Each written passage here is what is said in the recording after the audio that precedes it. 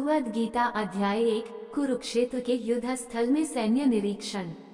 नमस्कार मित्रों, आप सभी का एक बार फिर से माता का ज्ञान चैनल पर आप सभी का स्वागत है। श्लोक 1.1 धृतराष्ट्रोवाच धर्म क्षेत्रे कुरुक्षेत्रे संवेता युयुत्सव माम का पांडवाश्चव किम कुर्वत संजय। 1 शब्दार्थ। धृतराष्ट्र उवाच राजा धृतराष्ट्र ने कहा, धर्म क्षेत्रे धर्मभूमि तीर्थ स्थल में कुरुक्षेत्रे कुरुक्षेत्र नामक स्थान में संवेता एकत्र युयुत्सव युद्ध करने की इच्छा से माम का मेरे पक्ष पुत्रों पांडु के पुत्रों ने च तथा एव निश्चय ही किम क्या अकुर्वत किया संजय हे संजय। अनुवाद। धृतराष्ट्र ने कहा, हे संजय, धर्मभूमि कुरुक्षेत्र में युद्ध की इच्छा से एकत्र हुए मेरे तथा पांडु के पुत्रों ने क्या किया। तात्पर्य। भगवद गीता एक बहुपठित आस्तिक विज्ञान है जो गीता महात्म्य में सार रूप में दिया हुआ है। इसमें यह उल्लेख है कि मनुष्य को चाहिए कि वह श्री कृष्ण के भक्त की सहायता से सवीक्षण करते हुए भगवद गीता का अध्ययन करे और स्वार्थ प्रेरित व्याख्याओं के बिना उसे समझने का प्रयास करे। अर्जुन ने जिस प्रकार से साक्षात भगवान कृष्ण से गीता सुनी और उसका उपदेश ग्रहण किया, इस प्रकार की स्पष्ट अनुभूति का उदाहरण भगवद गीता में ही है। यदि उसी गुरु परंपरा से निजी स्वार्थ से प्रेरित हुए बिना किसी को भगवद गीता समझने का सौभाग्य प्राप्त हो तो वह समस्त वैदिक ज्ञान तथा विश्व के समस्त शास्त्रों के अध्ययन को पीछे छोड़ देता है। पाठक को भगवद गीता में न केवल अन्य शास्त्रों की सारी बातें मिलेंगी अपितु ऐसी बातें भी मिलेंगी जो अन्यत्र कहीं उपलब्ध नहीं है। यही गीता का विशिष्ट मानदंड है। स्वयं भगवान श्री कृष्ण द्वारा साक्षात उच्चरित होने के कारण ये पूर्ण आस्तिक विज्ञान है। महाभारत में वर्णित धृतराष्ट्र तथा संजय की वार्ताएं इस महान दर्शन के मूल सिद्धांत का कार्य करती हैं। माना जाता है कि इस दर्शन की प्रस्तुति कुरुक्षेत्र के युद्ध स्थल में हुई जो वैदिक युग से पवित्र तीर्थ स्थल रहा है। इसका प्रवचन भगवान द्वारा मानव जाति के पथ प्रदर्शन हेतु तब किया गया जब वे इस लोक में स्वयं उपस्थित थे। धर्म क्षेत्र शब्द सार्थक है क्योंकि कुरुक्षेत्र के युद्ध स्थल में अर्जुन के पक्ष में श्री भगवान स्वयं उपस्थित थे। कौरवों का पिता धृतराष्ट्र अपने पुत्रों की विजय की संभावना के विषय में अत्यधिक संदिग्ध था। अतः इसी संदेह के कारण उसने अपने सचिव से पूछा, उन्होंने क्या किया। वह आश्वस्त था कि उसके पुत्र तथा उसके छोटे भाई पांडु के पुत्र कुरुक्षेत्र की युद्ध भूमि में निर्णयात्मक संग्राम के लिए एकत्र हुए हैं। फिर भी उसकी जिज्ञासा सार्थक है। वह नहीं चाहता था कि भाइयों में कोई समझौता हो, अतः वह युद्ध भूमि में अपने पुत्रों की नियति भावी के विषय में आश्वस्त होना चाह रहा था। चूंकि इस युद्ध को कुरुक्षेत्र में लड़ा जाना था, जिसका उल्लेख वेदों में स्वर्ग के निवासियों के लिए भी तीर्थस्थल के रूप में हुआ है, अतः धृतराष्ट्र अत्यंत भयभीत था कि इस पवित्र स्थल का युद्ध के परिणाम पर न जाने कैसा प्रभाव पड़े। उसे भली भांति ज्ञात था कि इसका प्रभाव अर्जुन तथा पांडु के अन्य पुत्रों पर अत्यंत अनुकूल पड़ेगा क्योंकि स्वभाव से वे सभी पुण्यात्मा थे। संजय श्री व्यास का शिष्य था, अतः उनकी कृपा से संजय धृतराष्ट्र के कक्ष में बैठे बैठे कुरुक्षेत्र के युद्ध स्थल का दर्शन कर सकता था। इसलिए धृतराष्ट्र ने उससे युद्ध स्थल की स्थिति के विषय में पूछा। पांडव तथा धृतराष्ट्र के पुत्र दोनों ही एक वंश से संबंधित हैं, किंतु यहाँ पर धृतराष्ट्र के वाक्य से उसके मनोभाव प्रकट होते हैं। उसने जानबूझकर अपने पुत्रों को कुरु कहा और पांडु के पुत्रों को वंश के उत्तराधिकार से विलग कर दिया। इस तरह पांडु के पुत्रों अर्थात अपने भतीजों के साथ धृतराष्ट्र की विशिष्ट मन स्थिति समझी जा सकती है। जिस प्रकार धान के खेत से अवांछित पौधों को उखाड़ दिया जाता है, उसी प्रकार इस कथा के आरंभ से ही ऐसी आशा की जाती है कि जहां धर्म के पिता श्री कृष्ण उपस्थित हो वहां कुरुक्षेत्र रूपी खेत में दुर्योधन आदि धृतराष्ट्र के पुत्र रूपी अवांछित पौधों को समूल नष्ट करके युधिष्ठिर आदि नितांत धार्मिक पुरुषों की स्थापना की जाएगी। यहाँ धर्म क्षेत्रे तथा कुरुक्षेत्रे शब्दों की उनकी ऐतिहासिक तथा वैदिक महत्ता के अतिरिक्त यही सार्थकता है। भगवद गीता अध्याय 2 गीता का सार। श्लोक 2.1 संजय उवाच तम तथा कृप्य विष्टमिश्रपूर्णकुलेक्षणम विषीदन्तमिदं वाक्यमुवाच मधुसूदनः। 1 शब्दार्थ। संजय उवाच संजय ने कहा, तम अर्जुन के प्रति तथा इस प्रकार कृपया करुणा से अविष्टम अभिभूत अश्रुपूर्ण आकुल अश्रुओं से पूर्ण ईक्षणम नेत्र विषीदंतम शोकयुक्त इदम ये वाक्यम वचन उवाच कहा मधुसूदन मधु का वध करने वाले कृष्ण ने। अनुवाद संजय ने कहा करुणा से व्याप्त शोकयुक्त अश्रुपूरित नेत्रों वाले अर्जुन को देखकर मधुसूदन कृष्ण ने ये शब्द कहे। तात्पर्य भौतिक पदार्थों के प्रति करुणा शोक तथा अश्रु ये सब असली आत्मा को न जानने के लक्षण हैं। शाश्वत आत्मा के प्रति करुणा ही आत्मा साक्षात्कार है। इस श्लोक में मधुसूदन शब्द महत्वपूर्ण है। कृष्ण ने मधु नामक असुर का वध किया था और अब अर्जुन चाह रहा है कि कृष्ण उस अज्ञान रूपी असुर का वध करे जिसने उसे कर्तव्य से विमुख कर रखा है। यह कोई नहीं जानता कि करुणा का प्रयोग कहाँ होना चाहिए। डूबते हुए मनुष्य के वस्त्रों के लिए करुणा मूर्खता होगी। अज्ञान सागर में गिरे हुए मनुष्य को केवल उसके बाहरी पहनावे अर्थात स्थूल शरीर की रक्षा करके नहीं बचाया जा सकता। जो इसे नहीं जानता और बाहरी पहनावे के लिए शोक करता है वह शूद्र कहलाता है अर्थात वह वृथा ही शोक करता है। अर्जुन तो क्षत्रिय था अतः उससे ऐसे आचरण की आशा न थी, किंतु भगवान कृष्ण अज्ञानी पुरुष के शोक को विनष्ट कर सकते हैं और इसी उद्देश्य से उन्होंने भगवद गीता का उपदेश दिया। यह अध्याय हमें भौतिक शरीर तथा आत्मा के वैश्लेषिक अध्ययन द्वारा आत्मा साक्षात्कार का उपदेश देता है, जिसकी व्याख्या परम अधिकारी भगवान कृष्ण द्वारा की गई है। ये साक्षात्कार तभी संभव है जब मनुष्य निष्काम भाव से कर्म करे और आत्मबोध को प्राप्त हो। भगवद गीता अध्याय 3 कर्मयोग श्लोक 3.1 अर्जुन उवाच जायसी चेत्कर्मणस्ते मता बुद्धिर्जनार्दन तत्किं कर्मणि घोरे मां नियोजयसि केशव। 1 शब्दार्थ अर्जुन उवाच अर्जुन ने कहा जायसी श्रेष्ठ चेत यदि कर्मण सकौम कर्म की अपेक्षा ते तुम्हारे द्वारा मता मानी जाती है बुद्धि जनार्दन हे कृष्ण तत् अतः किम क्यों फिर कर्मणि कर्म में घोरे भयंकर हिंसात्मक माम मुझको नियोजयसी नियुक्त करते हो केशव हे कृष्ण। अनुवाद अर्जुन ने कहा हे जनार्दन हे केशव, यदि आप बुद्धि को सकौम कर्म से श्रेष्ठ समझते हैं तो फिर आप मुझे इस घोर युद्ध में क्यों लगाना चाहते हैं। तात्पर्य श्री भगवान कृष्ण ने पिछले अध्याय में अपने घनिष्ठ मित्र अर्जुन को संसार के शोक सागर से उबारने के उद्देश्य से आत्मा के स्वरूप का विशद वर्णन किया है और आत्मा साक्षात्कार के जिस मार्ग की संस्तुति की है वह है बुद्धि योग या कृष्ण भावनामृत। कभी कभी कृष्ण भावनामृत को भूल से जड़ता समझ लिया जाता है और ऐसी भ्रांत धारणा वाला मनुष्य भगवान कृष्ण के नाम जप द्वारा पूर्णतया कृष्ण भावना भावित होने के लिए प्रायः एकांत स्थान में चला जाता है, किंतु कृष्ण भावनामृत दर्शन में प्रशिक्षित हुए बिना एकांत स्थान में कृष्ण नाम जप करना ठीक नहीं। इससे अबोध जनता से केवल सस्ती प्रशंसा प्राप्त हो सकेगी। अर्जुन को भी कृष्ण भावनामृत या बुद्धि योग ऐसा लगा मानो वह सक्रिय जीवन से संन्यास लेकर एकांत स्थान में तपस्या का अभ्यास हो।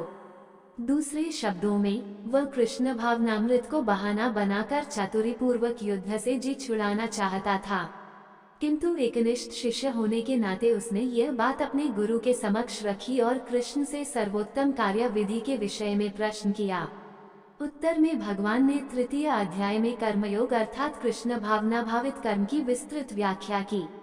भगवद गीता अध्याय 4 दिव्य ज्ञान श्लोक 4.1 श्री भगवान उवाच इमं विवस्वते योग प्रोक्तवानहमव्ययम् विवस्वान्मन्वे प्रामानुरिक्ष्वाकावै ब्रवीत। 1 शब्दार्थ श्री भगवान उवाच श्री भगवान ने कहा इमं इस विवस्वते सूर्यदेव को योगम परमेश्वर के साथ अपने संबंध की विद्या को प्रोक्तवान उपदेश दिया। अहम मैंने अव्ययम अमर विवस्वान सूर्यदेव का नाम ने मनवे मनुष्यों के पिता वैवस्वत से प्राग कहा मनु मनुष्यों के पिता ने इक्ष्वाकुवे राजा इक्ष्वाकु से अब्रवीत कहा। अनुवाद भगवान श्री कृष्ण ने कहा मैंने इस अमर योग विद्या का उपदेश सूर्यदेव विवस्वान को दिया और विवस्वान ने मनुष्यों के पिता मनु को उपदेश दिया और मनु ने इसका उपदेश इक्ष्वाकु को दिया। तात्पर्य यहाँ पर हमें भगवद गीता का इतिहास प्राप्त होता है। यह अत्यंत प्राचीन बताया गया है जब इसे सूर्यलोक इत्यादि संपूर्ण लोकों के राजा को प्रदान किया गया था। समस्त लोकों के राजा विशेष रूप से निवासियों की रक्षा के निमित्त होते हैं। अतः राजन्य वर्ग को भगवद गीता की विद्या को समझना चाहिए, जिससे वे नागरिकों प्रजा पर शासन कर सकें और उन्हें काम रूपी भवबंधन से बचा सकें। मानव जीवन का उद्देश्य भगवान के साथ अपने शाश्वत संबंध के आध्यात्मिक ज्ञान का विकास है और सारे राज्यों तथा समस्त लोकों के शासनाध्यक्षों को चाहिए कि शिक्षा, संस्कृति तथा भक्ति द्वारा नागरिकों को ये पाठ पढ़ाएं। दूसरे शब्दों में, सारे राज्य के शासनाध्यक्ष कृष्ण भावनामृत विद्या का प्रचार करने के लिए होते हैं, जिससे जनता इस महाविद्या का लाभ उठा सके और मनुष्य जीवन के अवसर का लाभ उठाते हुए सफल मार्ग का अनुसरण कर सके। इस मनवंतर में सूर्यदेव विवस्वान कहलाता है, यानी सूर्य का राजा, जो सौरमंडल के अंतर्गत समस्त ग्रहों लोकों का उद्गम है। ब्रह्म संहिता में 5.52 कहा गया है, यक्षुरेश सविता सकल ग्रहाना राजा समस्त सुरमूर्तिर्शेषतेजा यस्याज्ञया भ्रमति संभुत काल चक्रो गोविंद मध्य पुरुष तमः भजामि। ब्रह्मा जी ने कहा, मैं उन श्री भगवान गोविंद की पूजा करता हूँ जो आदि पुरुष हैं और जिनके आदेश से समस्त लोकों का राजा सूर्य प्रभूत शक्ति तथा ऊष्मा धारण करता है। ये सूर्य भगवान के नेत्र तुल्य है और यह उनकी आज्ञानुसार अपनी कक्षा को तय करता है। सूर्य सभी लोकों का राजा है तथा सूर्यदेव विवस्वान सूर्य ग्रह पर शासन करता है, जो ऊष्मा तथा प्रकाश प्रदान करके अन्य समस्त लोकों को अपने नियंत्रण में रखता है। सूर्य कृष्ण के आदेश पर घूमता है और भगवान कृष्ण ने विवस्वान को भगवद गीता की विद्या समझाने के लिए अपना पहला शिष्य चुना। अतः गीता किसी मामूली सांसारिक विद्यार्थी के लिए कोई काल्पनिक भाष्य नहीं, अपितु ज्ञान का मानक ग्रंथ है जो अनंत काल से चला आ रहा है। महाभारत में शांति पर्व 348.51-52 हमें गीता का इतिहास इस रूप में प्राप्त होता है। त्रेतायुगादो च ततो विवस्वान्मन्वे ददो मनुश्च लोकभृत्यर्थ सुता इक्ष्वाक्वे ददो इक्ष्वाकुना च कथितो व्याप्या लोकान्वस्थित।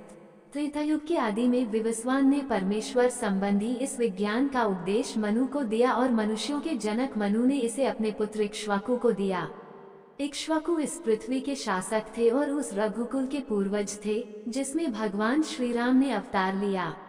इससे प्रमाणित होता है कि मानव समाज में महाराज इक्ष्वाकु के काल से ही भगवद गीता विद्यमान थी।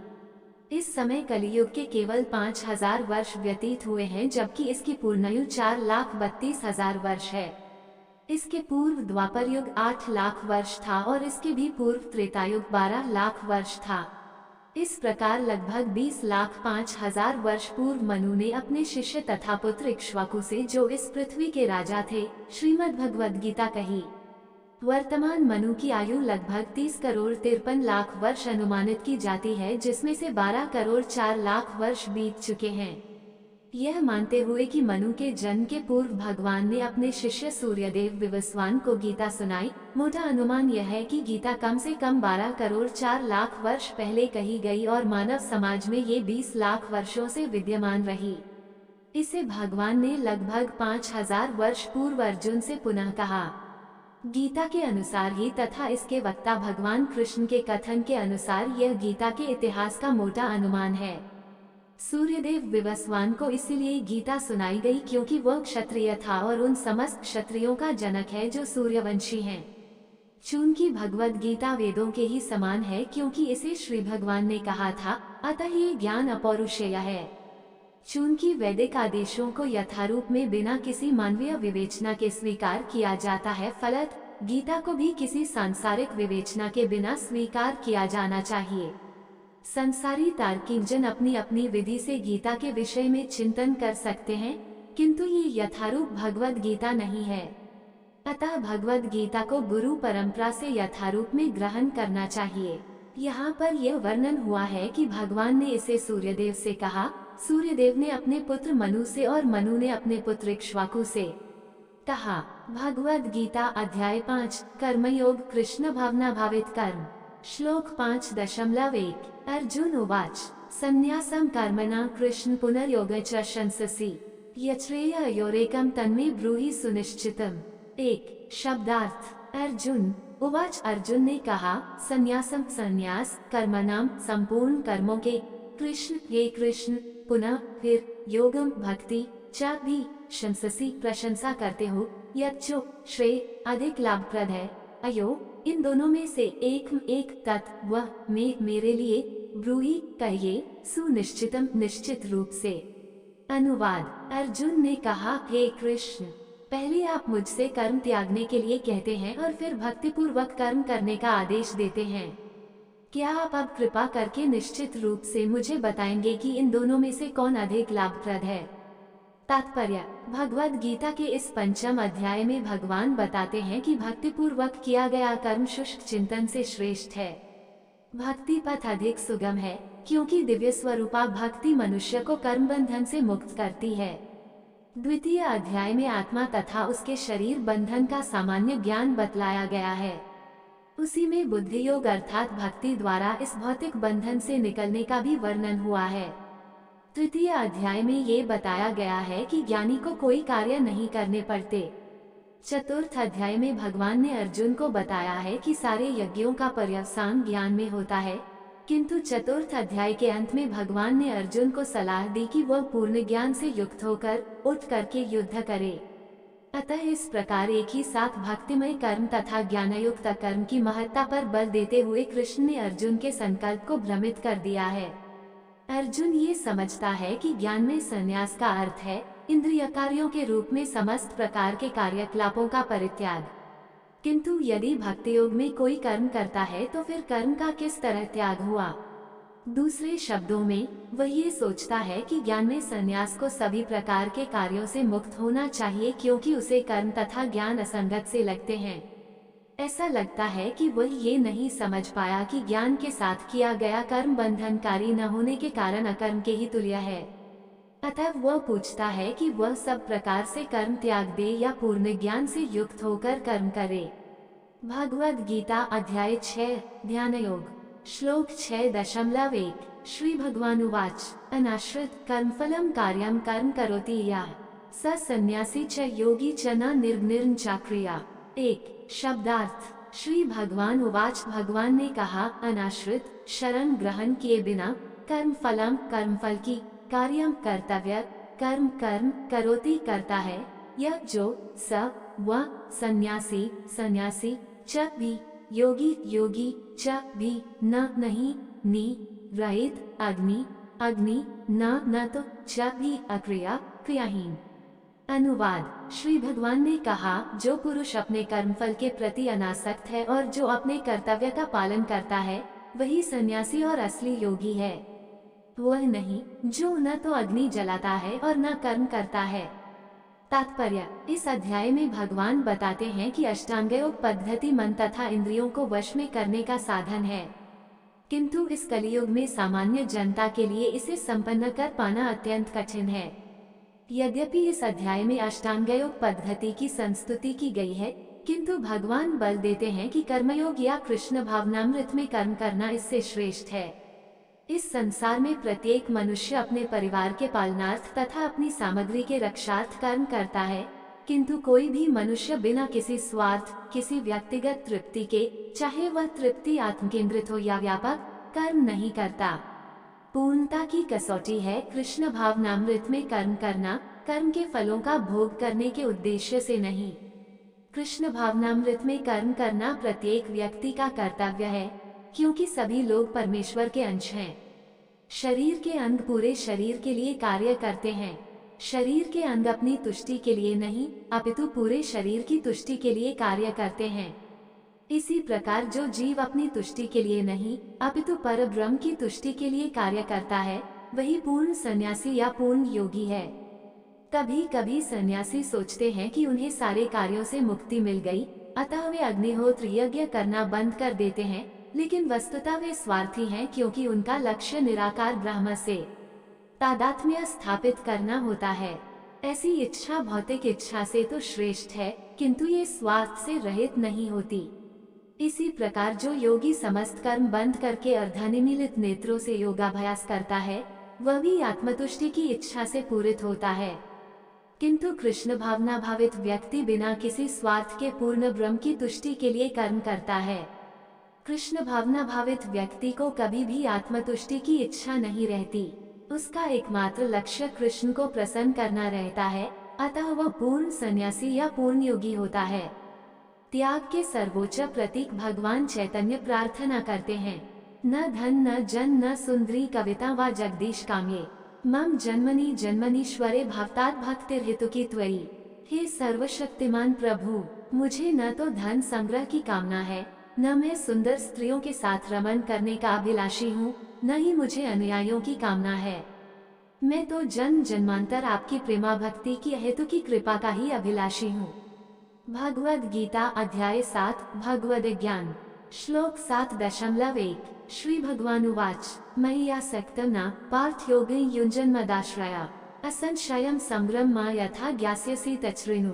1 शब्दार्थ श्री भगवान उवाच, भगवान कृष्ण ने कहा, मई मुझ में आसक्त मना, आसक्त मन वाला, पार्थ हे पृथापुत्र, योगम आत्मा साक्षात्कार, युंजन अभ्यास करते हुए, मत आश्रय मेरी चेतना कृष्ण चेतना में, असंशयम निस्संदेह, संग्राम पूर्णतया, माम मुझको, यथा जिस तरह, ज्ञास्यसि जान सकते हो, तत् वह श्रृणु सुनो। अनुवाद श्री भगवान ने कहा, हे पृथापुत्र, अब सुनो कि तुम किस तरह मेरी भावना से पूर्ण होकर और मन को मुझ में आसक्त करके योगाभ्यास करते हुए मुझे पूर्णतया संशय रहित जान सकते हो। तात्पर्य भगवद गीता के इस 7वें अध्याय में कृष्ण भावनामृत की प्रकृति का विशद वर्णन हुआ है। कृष्ण समस्त ऐश्वर्यों से पूर्ण हैं और वे इन्हें किस प्रकार प्रकट करते हैं, इसका वर्णन इसमें हुआ है। इसके अतिरिक्त इस अध्याय में इसका भी वर्णन है कि 4 प्रकार के भाग्यशाली व्यक्ति कृष्ण के प्रति आसक्त होते हैं और 4 प्रकार के भाग्यहीन व्यक्ति कृष्ण की शरण में कभी नहीं आते। प्रथम 6 अध्यायों में जीवात्मा को अभौतिक आत्मा के रूप में वर्णित किया गया है, जो विभिन्न प्रकार के योगों द्वारा आत्मा साक्षात्कार को प्राप्त हो सकता है। 6ठे अध्याय के अंत में ये स्पष्ट कहा गया है कि मन को कृष्ण पर एकाग्र करना या दूसरे शब्दों में कृष्ण भावनामृत ही सर्वोच्च योग है। मन को कृष्ण पर एकाग्र करने से ही मनुष्य परम सत्य को पूर्णतया जान सकता है, अन्यथा नहीं। निर्विशेष ब्रह्मज्योति या अंतर्यामी परमात्मा की अनुभूति परम सत्य का पूर्ण ज्ञान नहीं है, क्योंकि ये आंशिक होती है। कृष्ण ही पूर्ण तथा वैज्ञानिक ज्ञान है और कृष्ण भावनामृत में ही मनुष्य को सारी अनुभूति होती है। पूर्ण कृष्ण भावनामृत में मनुष्य जान पाता है कि कृष्ण ही निस्संदेह परम ज्ञान है। विभिन्न प्रकार के योग तो कृष्ण भावनामृत के मार्ग के सोपान सदृश हैं। जो व्यक्ति कृष्ण भावनामृत ग्रहण करता है, वह स्वतः ब्रह्मज्योति तथा परमात्मा के विषय में पूरी तरह जान लेता है। कृष्ण भावनामृत योग का अभ्यास करके मनुष्य सभी वस्तुओं को यथा परम सत्य, जीवात्माएं, प्रकृति तथा सास सामग्री समेत उनके प्राकट्य को पूरी तरह जान सकता है। अतः मनुष्य को चाहिए कि 6ठे अध्याय के अंतिम श्लोक के अनुसार योग का अभ्यास करे। परमेश्वर कृष्ण पर ध्यान की एकाग्रता को नवधा भक्ति के द्वारा संभव बनाया जाता है, जिसमें श्रवणम अग्रणी एवं सबसे महत्वपूर्ण है। अतः भगवान अर्जुन से कहते हैं, तच्छृणु अर्थात मुझसे सुनो। कृष्ण से बक कोई प्रमाण नहीं, अतः उनसे सुनने का जिसे सौभाग्य प्राप्त होता है वो पूर्णतया कृष्ण भावना भावित हो जाता है। अतः मनुष्य को या तो साक्षात कृष्ण से या कृष्ण के शुद्ध भक्त से सीखना चाहिए, न कि अपनी शिक्षा का अभिमान करने वाले अभक्त से। परम सत्य श्री भगवान कृष्ण को जानने की विधि का वर्णन श्रीमद् भागवत के प्रथम स्कंद के 2वें अध्याय में इस प्रकार हुआ है। श्रृणुता स्वक्था कृष्ण पुण्य श्रवण कीर्तन हृद्यंत स्थोह्य भद्राणी विधुनौति सुहृद सताम नष्ट प्रायश भद्रेषु नित्यं भागवत सेव्या भगवत्युत्तम श्लोके भक्तिर्भवति नैष्ठिकी तदा रजस्तमोभावा कामलोभादायश्च ये चेतैतर नाविद्धम स्थित सत्त्वे प्रसीदति एवं प्रसन्न मनसो भगवद भक्ति योगत भगवत तत्व विज्ञान मुक्त संस्या जायते विद्यते हृदय ग्रंथिश्छिद्यन्ते सर्व संशया क्षीयन्ते चास्य कर्माणि दृष्टेवात्मनीश्वरे। वैदिक साहित्य से श्री कृष्ण के विषय में सुनना या भगवद गीता से साक्षात उन्हीं से सुनना अपने आप में पुण्य कर्म है, और जो प्रत्येक हृदय में वास करने वाले भगवान कृष्ण के विषय में सुनता है, उसके लिए वे शुभेच्छु मित्र की भांति कार्य करते हैं, और जो भक्त निरंतर उनका श्रवण करता है उसे वे शुद्ध कर देते हैं। इस प्रकार भक्त अपने सुप्त दिव्य ज्ञान को फिर से पा लेता है। ज्यों ज्यों वह भागवत तथा भक्तों से कृष्ण के विषय में अधिकाधिक सुनता है, त्यों त्यों वह भगवत भक्ति में स्थिर होता जाता है। भक्ति के विकसित होने पर वह रजो तथा तमो गुणों से मुक्त हो जाता है और इस प्रकार भौतिक काम तथा लोभ कम हो जाते हैं। जब ये कल्मश दूर हो जाते हैं तो भक्त सतोगुण में स्थिर हो जाता है, भक्ति के द्वारा स्फूर्ति प्राप्त करता है और भगवत तत्व को पूरी तरह जान लेता है। भक्ति योग भौतिक मोह की कठिन ग्रंथि को भेदता है और भक्त को असंशयम संभ्रम अर्थात परम सत्य श्री भगवान को समझने की अवस्था को प्राप्त करा। भगवद गीता अध्याय 8 भगवत प्राप्ति श्लोक 8.1 अर्जुन उवाच किं ब्रह्म किमध्यात्म किं कर्म पुरुषोत्तम अधिभूत च किं प्रोक्तमधिदैव किमुच्यते। 1 शब्दार्थ अर्जुन उवाच अर्जुन ने कहा किम क्या तत् वह ब्रह्म ब्रह्म किम क्या अध्यात्मम आत्मा किम क्या कर्म सकौम कर्म पुरुषोत्तम हे परम पुरुष अधिभूतम भौतिक जगत च तथा किम क्या प्रोक्तम कहलाता है अधिदेवम देवतागण किम क्या उच्यते कहलाता है। अनुवाद अर्जुन ने कहा हे भगवान, हे पुरुषोत्तम, ब्रह्म क्या है, आत्मा क्या है, सकौम कर्म क्या है, ये भौतिक जगत क्या है तथा देवता क्या है, कृपा करके ये सब मुझे बताइए। तात्पर्य इस अध्याय में भगवान कृष्ण अर्जुन के द्वारा पूछे गए ब्रह्म क्या है आदि प्रश्नों का उत्तर देते हैं। भगवान कर्म भक्ति तथा योग और शुद्ध भक्ति की भी व्याख्या करते हैं। श्रीमद् भागवत में कहा गया है कि परम सत्य ब्रह्म परमात्मा तथा भगवान के नाम से जाना जाता है। साथ ही जीवात्मा या जीव को ब्रह्म भी कहते हैं। अर्जुन आत्मा के विषय में भी पूछता है जिससे शरीर आत्मा तथा मन का बोध होता है। वैदिक कोश निरुक्त के अनुसार आत्मा का अर्थ मन आत्मा शरीर तथा इंद्रियां भी होता है। अर्जुन ने परमेश्वर को पुरुषोत्तम या परम पुरुष कहकर संबोधित किया है, जिसका अर्थ ये होता है कि वो ये सारे प्रश्न अपने एक मित्र से नहीं अपितु परम पुरुष से उन्हें परम प्रमाण मानकर पूछ रहा था, जो निश्चित उत्तर दे सकते थे। भगवद गीता अध्याय 9 परम गुह्य ज्ञान श्लोक 9.1 श्री भगवान उवाच इदं तु ते गुह्यत्मन् प्रवक्ष्याम्यंसुएवे ज्ञान विज्ञान सहित यज्ञात्वा मोक्ष से शुभात। 1 शब्दार्थ श्री भगवान उवाच श्री भगवान ने कहा इदम इस तु लेकिन ते तुम्हारे लिए गुह्यतमम अत्यंत गुह्य प्रवक्ष्यामि कह रहा हूँ अनसुएवे ईर्ष्या न करने वाले को ज्ञानम ज्ञान को विज्ञान अनुभूत ज्ञान सहितम सहित यत जिसे ज्ञातवा जानकर मोक्ष से मुक्त हो सकोगे अशुभात इस कष्ट में संसार से। अनुवाद श्री भगवान ने कहा हे अर्जुन, चूंकि तुम मुझसे कभी ईर्ष्या नहीं करते इसलिए मैं तुम्हें ये परम गुह्य ज्ञान तथा अनुभूति बतलाऊंगा जिसे जानकर तुम संसार के सारे क्लेशों से मुक्त हो जाओगे। तात्पर्य ज्यों ज्यों भक्त भगवान के विषयों में अधिकाधिक सुनता है त्यों त्यों वह आत्म प्रकाशित होता जाता है। ये श्रवण विधि श्रीमद् भागवत में इस प्रकार अनुमोदित है। भगवान के संदेश शक्तियों से पूरित होते हैं जिनकी अनुभूति तभी होती है जब भक्त जन भगवान संबंधी कथाओं की परस्पर चर्चा करते हैं। इसे मनोधर्मियों या विद्यालयीन विद्वानों के सानिध्य से नहीं प्राप्त किया जा सकता, क्योंकि यह अनुभूत ज्ञान विज्ञान है।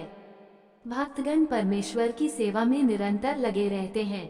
भगवान उस जीव विशेष की मानसिकता तथा निष्ठा से अवगत रहते हैं जो कृष्ण भावना भावित होता है और उसे ही वे भक्तों के सानिध्य में कृष्ण विद्या को समझने की बुद्धि प्रदान करते हैं। कृष्ण की चर्चा अत्यंत शक्तिशाली है और यदि सौभाग्यवश किसी को ऐसी संगति प्राप्त हो जाए और वह इस ज्ञान को आत्मसात करे तो वह आत्म साक्षात्कार की दिशा में अवश्य प्रगति करेगा। कृष्ण अर्जुन को अपनी अलौकिक सेवा में उच्च से उच्चतर स्तर तक उत्साहित करने के उद्देश्य से इस नवे अध्याय में उसे परम गुह्य बातें बताते हैं जिन्हें इसके पूर्व उन्होंने अन्य किसी से प्रकट नहीं किया था। भगवद गीता का प्रथम अध्याय शेष ग्रंथ की भूमिका जैसा है।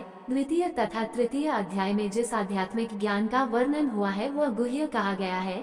7वें तथा 8वें अध्याय में जिन विषयों की विवेचना हुई है वे भक्ति से संबंधित हैं और कृष्ण भावनामृत पर प्रकाश डालने के कारण गुह्यतर कहे गए हैं। किंतु 9वें अध्याय में तो अनन्य शुद्ध भक्ति का ही वर्णन हुआ है। फलस्वरूप ये परम गुह्य कहा गया है। जिसे कृष्ण का ये परम गुह्य ज्ञान प्राप्त है वह दिव्य पुरुष है, अतः इस संसार में रहते हुए भी उसे भौतिक क्लेश नहीं सताते। भक्तिरसामृत सिंधु में कहा गया है कि जिसमें भगवान की प्रेमा भक्ति करने की उत्कृष्ट इच्छा होती है, वह भले ही इस जगत में बद्ध अवस्था में रहता हो, किंतु उसे मुक्त मानना चाहिए। इसी प्रकार भगवद गीता के 10वें अध्याय में हम देखेंगे कि जो भी इस प्रकार लगा रहता है वह मुक्त पुरुष है। इस प्रथम श्लोक का विशिष्ट महत्व है। इदम ज्ञानम, ये ज्ञान शब्द शुद्ध भक्ति के द्योतक हैं, जो 9 प्रकार की होती है: श्रवण, कीर्तन, स्मरण, पाद सेवन, अर्चन, वंदन, दास्य, सख्य तथा आत्मसमर्पण। भक्ति के इन 9 तत्वों का अभ्यास करने से मनुष्य आध्यात्मिक चेतना अथवा कृष्ण भावनामृत तक उठ पाता है। इस प्रकार जब मनुष्य का हृदय भौतिक कल्मश से शुद्ध हो जाता है तो वह कृष्ण विद्या को समझ सकता है। केवल ये जान लेना कि जीव भौतिक नहीं है पर्याप्त नहीं होता। ये तो आत्मानुभूति का शुभारंभ हो सकता है, किंतु उस मनुष्य को शरीर के कार्यों तथा उस भक्त के आध्यात्मिक कार्यों के अंतर को समझना होगा, जो ये जानता है कि वह शरीर नहीं है। 7वें अध्याय में भगवान की ऐश्वर्यमयी शक्ति, उनकी विभिन्न शक्तियों, परा तथा अपरा तथा इस भौतिक जगत का वर्णन किया जा चुका है। अब 9वें अध्याय में भगवान की महिमा का वर्णन किया जाएगा। इस श्लोक का अनसुयवे शब्द भी अत्यंत महत्वपूर्ण है। सामान्यतया बड़े से बड़े विद्वान भाष्यकार भी भगवान कृष्ण से ईर्ष्या करते हैं। यहाँ तक कि बहुश्रुत विद्वान भी भगवद गीता के विषय में अशुद्ध व्याख्या करते हैं।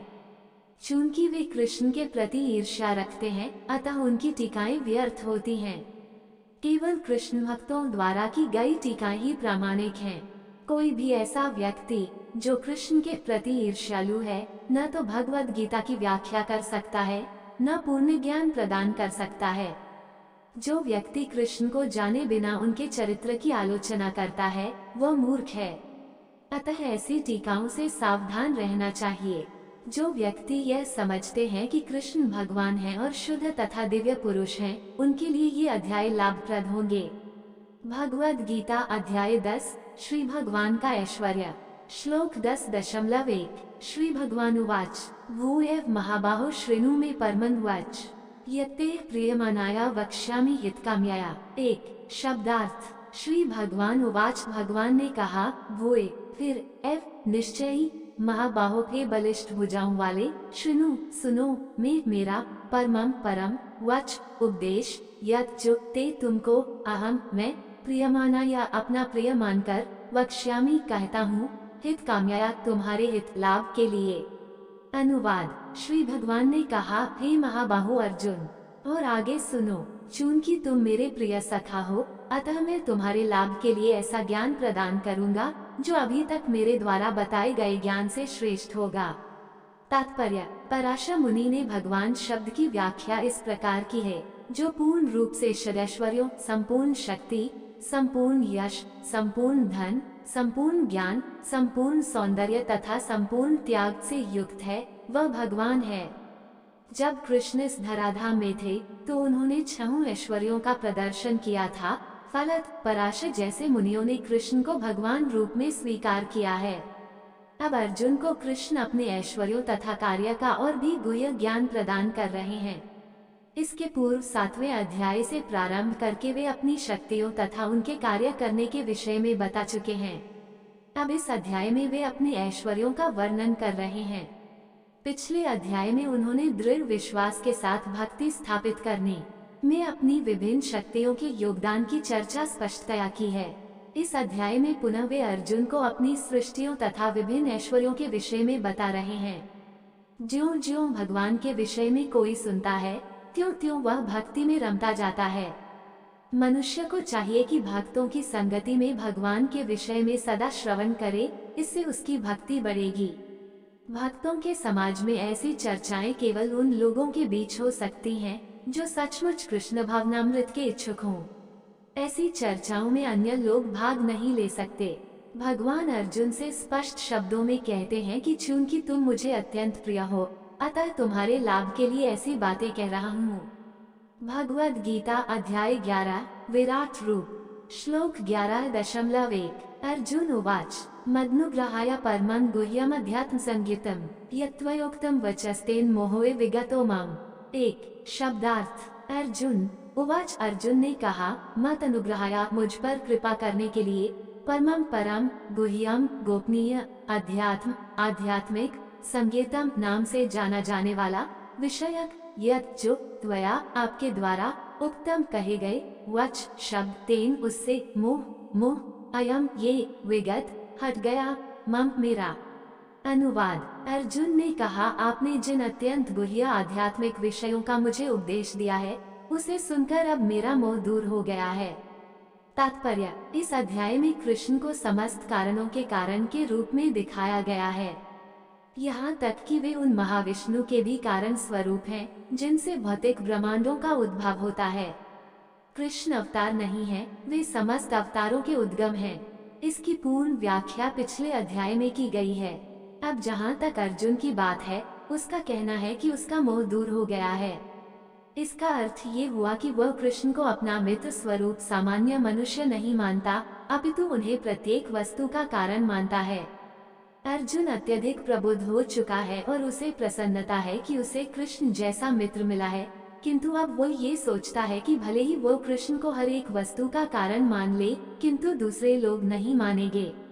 अतः इस अध्याय में वह सबों के लिए कृष्ण की अलौकिकता स्थापित करने के लिए कृष्ण से प्रार्थना करता है कि वे अपना विराट रूप दिखलाएं। वस्तुतः जब कोई अर्जुन की ही तरह कृष्ण के विराट रूप का दर्शन करता है, तो वह डर जाता है, किंतु कृष्ण इतने दयालु हैं कि इस स्वरूप को दिखाने के तुरंत बाद वे अपना मूल रूप धारण कर लेते हैं। अर्जुन कृष्ण के इस कथन को बार बार स्वीकार करता है कि वे उसके लाभ के लिए ही सब कुछ बता रहे हैं। अतः अर्जुन इसे स्वीकार करता है कि यह सब कृष्ण की कृपा से घटित हो रहा है। अब उसे पूरा विश्वास हो चुका है कि कृष्ण समस्त कारणों के कारण हैं और परमात्मा के रूप में प्रत्येक जीव के हृदय में विद्यमान हैं। भगवद गीता अध्याय 12 भक्ति योग श्लोक 12.1 अर्जुन उवाच एवं सततयुक्ता ये भक्तास्त्वां पर्युपास्ते ये चाप्यक्षरम व्यक्तम तेषां के योग वित्तमा। एक शब्दार्थ। अर्जुन उवाच, अर्जुन ने कहा, एवं इस प्रकार, सतत निरंतर, युक्ता तत्पर, ये जो भक्ता भक्तगण, त्वाम आपको, पर्युपास्ते ठीक से पूजते हैं, ये जो च भी अपि पुनः अक्षरम इंद्रियों से परे, अव्यक्तम अप्रकट को, तेषाम उनमें से, कि कौन, योग वित्तमा योग विद्या में अत्यंत निपुण। अनुवाद। अर्जुन ने पूछा, जो आपकी सेवा में सदैव तत्पर रहते हैं, या जो अव्यक्त निर्विशेष ब्रह्म की पूजा करते हैं, इन दोनों में से किसे अधिक पूर्ण सिद्ध माना जाए। तात्पर्य। अब तक कृष्ण साकार निराकार एवं सर्वव्यापकत्व को समझा चुके हैं और सभी प्रकार के भक्तों और योगियों का भी वर्णन कर चुके हैं। सामान्यतः अध्यात्मवादियों को दो श्रेणियों में विभाजित किया जा सकता है, निर्विशेषवादी तथा सगुणवादी।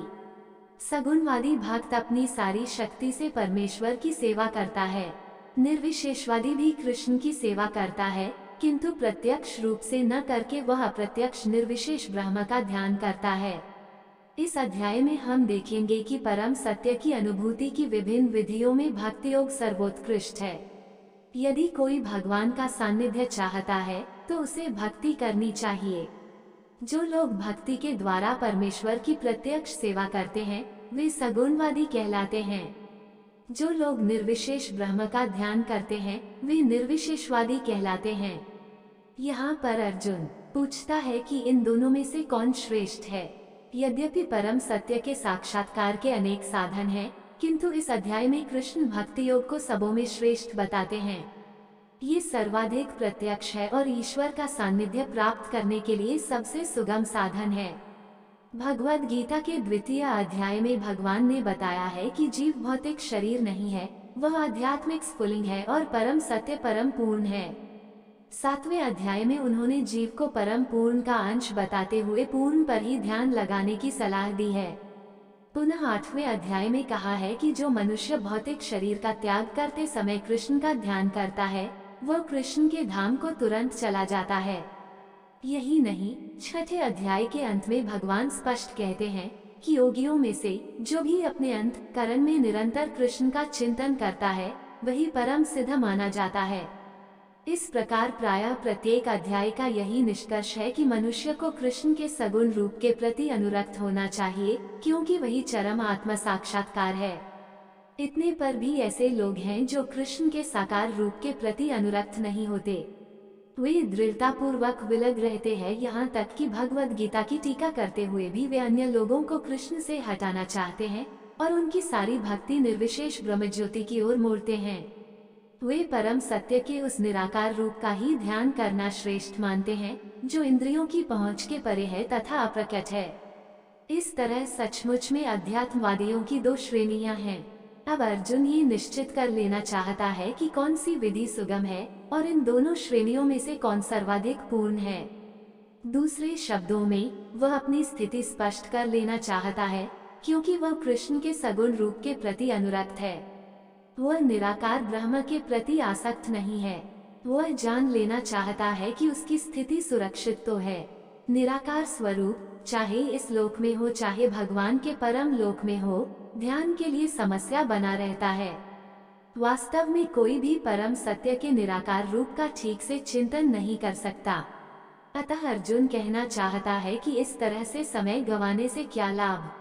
अर्जुन को 11वें अध्याय में अनुभव हो चुका है कि कृष्ण के साकार रूप के प्रति आसक्त होना श्रेष्ठ है, क्योंकि इस तरह वह एक ही समय अन्य सारे रूपों को समझ सकता है और कृष्ण के प्रति उसके प्रेम में किसी प्रकार का व्यवधान नहीं पड़ता। अतः अर्जुन द्वारा कृष्ण से इस महत्वपूर्ण प्रश्न के पूछे जाने से परम सत्य के निराकार तथा साकार स्वरूपों का अंतर स्पष्ट हो जाएगा। भगवद गीता अध्याय 13 प्रकृति, पुरुष तथा चेतना। श्लोक 13.1-2 अर्जुन उवाच प्रकृति पुरुषः चैव क्षेत्रं क्षेत्रज्ञमेव च एतद्वेदितुमिच्छामि ज्ञान ज्ञेयं च केशव। 1 श्री भगवान उवाच इदं शरीर कौन्तेय क्षेत्रमित्यभिधीयते एतद्यो वेत्ति तं प्राहुः क्षेत्रज्ञ इति तद्वेद। 2 शब्दार्थ अर्जुन उवाच अर्जुन ने कहा प्रकृतिं प्रकृति, पुरुषम भोक्ता, च भी एव निश्चय ही, क्षेत्रम क्षेत्र, खेत क्षेत्रज्ञम खेत को जानने वाला, एव निश्चय ही, च भी एतत् ये सारा, वेदितुम जानने के लिए, इच्छामि इच्छुक हूँ, ज्ञानम ज्ञान, ज्ञेयम ज्ञान का लक्ष्य, च भी केशव हे कृष्ण। श्री भगवान उवाच भगवान ने कहा इदम ये शरीरम शरीर, कौन्तेय हे कुंती पुत्र, क्षेत्रम खेत, इति इस प्रकार, अभिधीयते कहलाता है, एतत् ये यह जो व्यक्ति जानता है, तम उसको प्राहु कहा जाता है, क्षेत्रज्ञ खेत को जानने वाला, इति इस प्रकार, तत्विद इसे जानने वालों के द्वारा। अनुवाद अर्जुन ने कहा हे कृष्ण, मैं प्रकृति एवं पुरुष भोक्ता, क्षेत्र एवं क्षेत्रज्ञ तथा ज्ञान एवं ज्ञेय के विषय में जानने का इच्छुक हूँ। श्री भगवान ने कहा हे कुंती पुत्र, ये शरीर क्षेत्र कहलाता है और इस क्षेत्र को जानने वाला क्षेत्रज्ञ है। तात्पर्य अर्जुन प्रकृति, पुरुष, क्षेत्र, क्षेत्रज्ञ, ज्ञान तथा ज्ञेय के विषय में जानने का इच्छुक था। जब उसने इन सबों के विषय में पूछा तो कृष्ण ने कहा कि यह शरीर क्षेत्र कहलाता है और इस शरीर को जानने वाला क्षेत्रज्ञ है। ये शरीर बद्ध जीव के लिए कर्म क्षेत्र है। बद्ध जीव इस संसार में बंधा हुआ है और वह भौतिक प्रकृति पर अपना प्रभुत्व प्राप्त करने का प्रयत्न करता है। इस प्रकार प्रकृति पर प्रभुत्व दिखाने की क्षमता के अनुसार उसे कर्म क्षेत्र प्राप्त होता है। ये कर्म क्षेत्र शरीर है। और यह शरीर क्या है? शरीर इंद्रियों से बना हुआ है। बद्ध जीव इंद्रिय तृप्ति चाहता है और इंद्रिय तृप्ति को भोगने की क्षमता के अनुसार ही उसे शरीर या कर्म क्षेत्र प्रदान किया जाता है। इसलिए बद्ध जीव के लिए ये शरीर क्षेत्र अथवा कर्म क्षेत्र कहलाता है। अब जो व्यक्ति अपने आप को शरीर मानता है वह क्षेत्रज्ञ कहलाता है। क्षेत्र तथा क्षेत्रज्ञ अथवा शरीर और शरीर के ज्ञाता देही का अंतर समझ पाना कठिन नहीं है। कोई भी व्यक्ति यह सोच सकता है कि बाल्यकाल से वृद्धावस्था तक उसमें अनेक परिवर्तन होते रहते हैं, फिर भी वह व्यक्ति वही रहता है। इस प्रकार कर्म क्षेत्र के ज्ञाता तथा वास्तविक कर्म क्षेत्र में अंतर है। एक बद्ध जीव ये जान सकता है कि वह अपने शरीर से भिन्न है। प्रारंभ में ही बताया गया है कि देहिनोस्मिन जीव शरीर के भीतर है, और यह शरीर बालक से किशोर, किशोर से तरुण तथा तरुण से वृद्ध के रूप में बदलता जाता है और शरीरधारी जानता है कि शरीर परिवर्तित हो रहा है। स्वामी स्पष्टत क्षेत्रज्ञ है। कभी कभी हम सोचते हैं, मैं सुखी हूँ, मैं पुरुष हूँ, मैं स्त्री हूँ, मैं कुत्ता हूँ, मैं बिल्ली हूँ। ये ज्ञाता की शारीरिक उपाधियां हैं, लेकिन ज्ञाता शरीर से भिन्न होता है। भले ही हम तरह तरह की वस्तुएं प्रयोग में लाएं, जैसे कपड़े इत्यादि, लेकिन हम जानते हैं कि हम इन वस्तुओं से भिन्न हैं। इसी प्रकार थोड़ा विचार करने पर हम ये भी जानते हैं कि हम शरीर से भिन्न हैं। मैं, तुम या अन्य कोई जिसने शरीर धारण कर रखा है, क्षेत्रज्ञ कहलाता है, अर्थात वो कर्म क्षेत्र का ज्ञाता है और यह शरीर क्षेत्र है, साक्षात कर्म क्षेत्र है। भगवद गीता के प्रथम 6 अध्यायों में शरीर के ज्ञाता जीव तथा जिस स्थिति में वह भगवान को समझ सकता है, उसका वर्णन हुआ है। बीच के 6 अध्यायों में भगवान तथा भगवान के साथ जीवात्मा के संबंध एवं भक्ति के प्रसंग में परमात्मा का वर्णन है। इन अध्यायों में भगवान की श्रेष्ठता तथा जीव की अधीन अवस्था की निश्चित रूप से परिभाषा की गई है। जीवात्माएं सभी प्रकार से अधीन हैं और अपनी विस्मृति के कारण वे कष्ट उठा रही हैं। जब पुण्य कर्मों द्वारा उन्हें प्रकाश मिलता है, तो वे विभिन्न परिस्थितियों में यथार्थ, धनहीन, जिज्ञासु तथा ज्ञान पिपासु के रूप में भगवान के पास पहुंचती हैं। इसका भी वर्णन हुआ है। अब 13वें अध्याय से आगे इसकी व्याख्या हुई है कि किस प्रकार जीवात्मा प्रकृति के संपर्क में आता है और किस प्रकार कर्म, ज्ञान तथा भक्ति के विभिन्न साधनों के द्वारा परमेश्वर उसका उद्धार करते हैं। यद्यपि जीवात्मा भौतिक शरीर से सर्वथा भिन्न है, लेकिन वह किस तरह उससे संबद्ध हो जाता है, इसकी भी व्याख्या की गई है। भगवद गीता अध्याय 14 प्रकृति के 3 गुण। श्लोक 14.1 श्री भगवानुवाच पर भूय प्रवक्ष्यामि ज्ञानाना ज्ञानमुत्तमम् यज्ञात्वा मुने सवे परा सिद्धिमितो गता। 1 शब्दार्थ। श्री भगवान उवाच, भगवान ने कहा, परम दिव्य, भूय फिर प्रवक्ष्यामि कहूँगा, ज्ञानानाम समस्त ज्ञान का, ज्ञानम ज्ञान, उत्तमम सर्वश्रेष्ठ, यत जिसे ज्ञात्वा जानकर, मुने मुनि लोग, सवे समस्त, पराम दिव्य, सिद्धिम सिद्धि को, इस संसार से, गता प्राप्त किया। अनुवाद। भगवान ने कहा, अब मैं तुमसे समस्त ज्ञानों में सर्वश्रेष्ठ इस परम ज्ञान को पुनः कहूँगा, जिसे जान लेने पर समस्त मुनियों ने परम सिद्धि प्राप्त की है। तात्पर्य। 7वें अध्याय से लेकर 12वें अध्याय तक श्री कृष्ण परम सत्य भगवान के विषय में विस्तार से बताते हैं। अब भगवान स्वयं अर्जुन को और आगे ज्ञान दे रहे हैं। यदि कोई इस अध्याय को दार्शनिक चिंतन द्वारा भली भांति समझ ले तो उसे भक्ति का ज्ञान हो जाएगा। 13वें अध्याय में ये स्पष्ट बताया जा चुका है कि विनयपूर्वक ज्ञान का विकास करते हुए भवबंधन से छूटा जा सकता है। ये भी बताया जा चुका है कि प्रकृति के गुणों की संगति के फलस्वरूप ही जीव इस भौतिक जगत में बंधा है। अब इस अध्याय में भगवान स्वयं बताते हैं कि वे प्रकृति के गुण कौन कौन से हैं, वे किस प्रकार क्रिया करते हैं, किस तरह बांधते हैं और किस प्रकार मोक्ष प्रदान करते हैं। इस अध्याय में जिस ज्ञान का प्रकाश किया गया है उसे अन्य पूर्ववर्ती अध्यायों में दिए गए ज्ञान से श्रेष्ठ बताया गया है।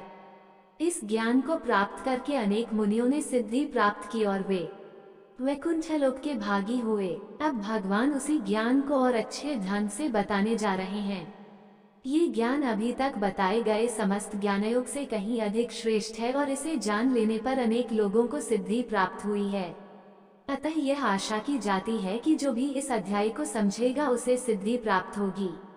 भगवद गीता अध्याय 15 पुरुषोत्तम योग। श्लोक 15.1 श्री भगवानुवाच ऊर्ध्वमूलमध शाखमश्वत्था प्राहुरव्ययम् छन्दांसि यस्य पर्णानि यस्तम वेद स वेदवित्। 1 शब्दार्थ। श्री भगवान उवाच, भगवान ने कहा, ऊर्ध्वमूलम ऊपर की ओर जड़ी, अध नीचे की ओर, शाखम शाखाएं, अश्वत्थम अश्वत्थ वृक्ष को, प्रहु कहा गया है, अव्ययम शाश्वत, छंदासी वैदिक स्तोत्र, यस्य जिसके, पर्णानि पत्ते, यह जो कोई, तम उसको, वेद जानता है, स वह, वेदवित् वेदों का ज्ञाता।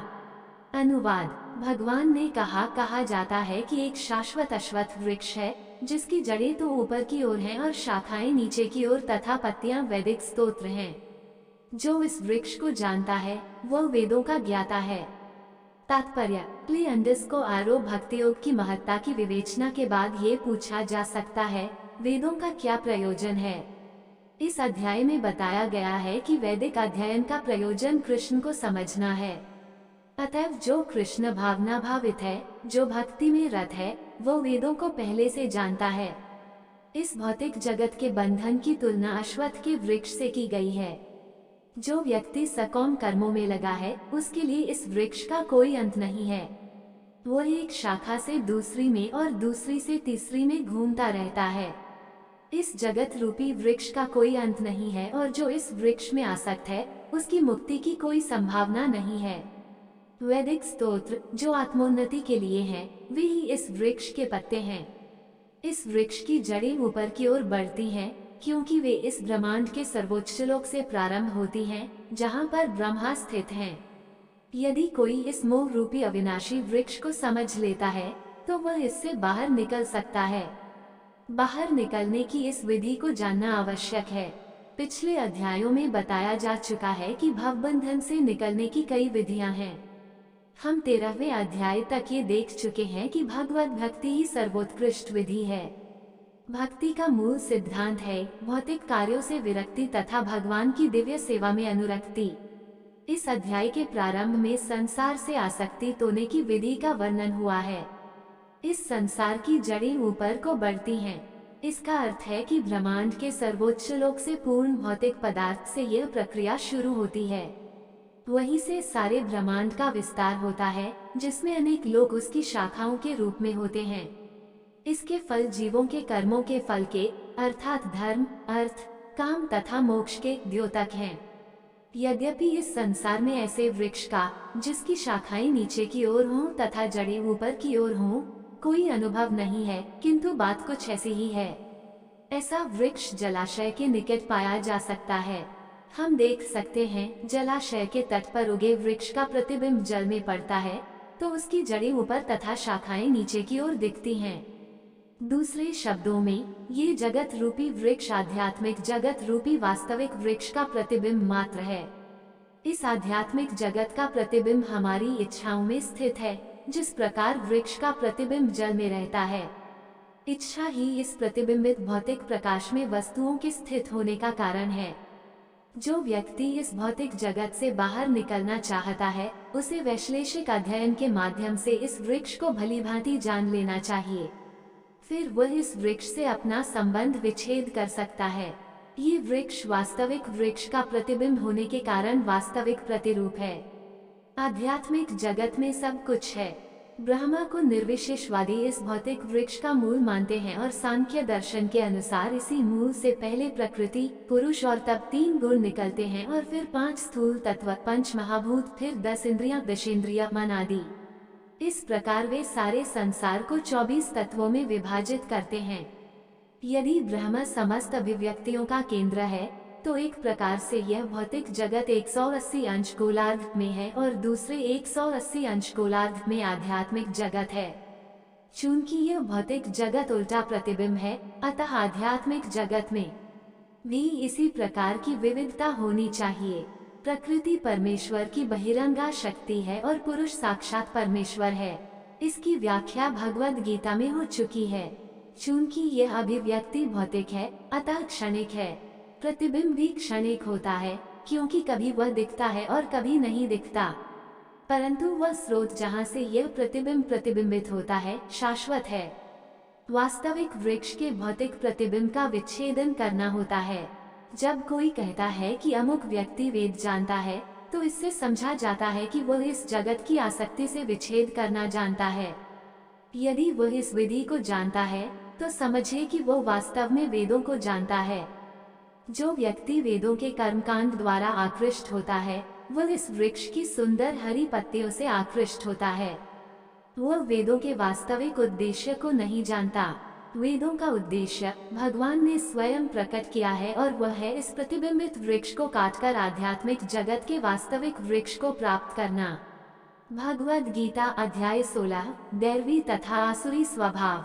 श्लोक 16.1-3 श्री भगवानुवाच अभय सत्त्व संशुधिर ज्ञानयुग व्यवस्थिति दान दमश्च यज्ञश्च स्वाध्यायस्तपार्जवम् 1 अहिंसा सत्यम क्रोधस्त्याग शांतिर्पैशुनम दया भूतेष्वलो लुप्त्वम मार्दवन वीर्चापलम 2 तेज क्षमा धृति शौचमद्रोहो नातिमानिता भवन्ति संपदम दैवीं भी जातस्य भारत 3 शब्दार्थ श्री भगवान उवाच भगवान ने कहा अभयम निर्भयता सत्व संशुद्धि अपने अस्तित्व की शुद्धि ज्ञान में योग संयुक्त होने की व्यवस्थिति स्थिति दान दम मन का निग्रह च तथा यज्ञ की संपन्नता च तथा स्वाध्याय वैदिक ग्रंथों का अध्ययन तपस्या आर्जवम सरलता अहिंसा सत्यता क्रोध से मुक्ति